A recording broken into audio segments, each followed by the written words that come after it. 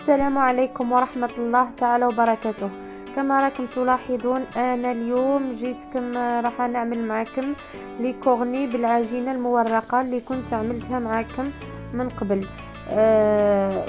ولي كورني محشيين بالكريمة الجبن. نبداو على بركة الله. نجيبوا العجينة المورقة، نحلوها بالحلال على هذا الشكل، ونقوموا ايضا بالتقطيع تاع العجينة على هذا الشكل ايضا.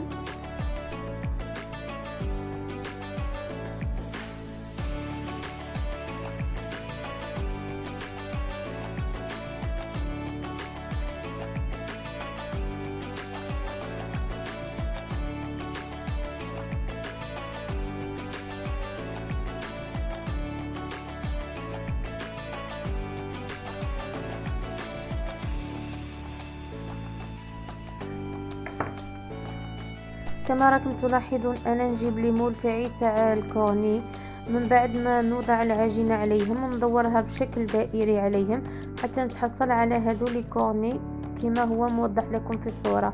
نلف العجينه حتى نتحصل على هذو لي كورني، من بعد نوضعها في البلاطو وندهنها من فوق بالصفار البيض. من بعد نزيد نوضع فوقها سينوج، رشات تاع السينوج، وندخلها الفرن درجة حرارة 200 درجة.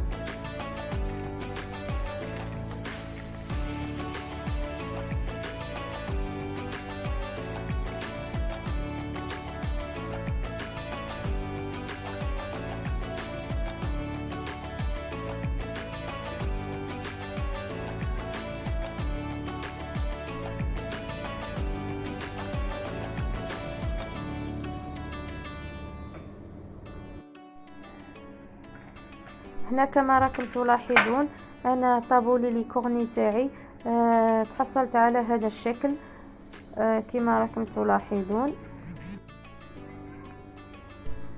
250 ملل.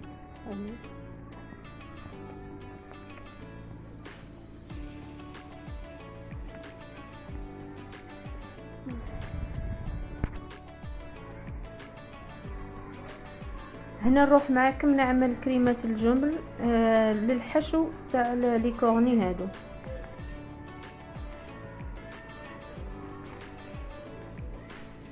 كما راكم تلاحظون هنا انا راح نجيب كاسرونة نضع فيها 250 ملل من الحليب. هنا نضع في إناء بيضة، نضيف عليها ملعقتين من النشاء، نخلطها جيدا.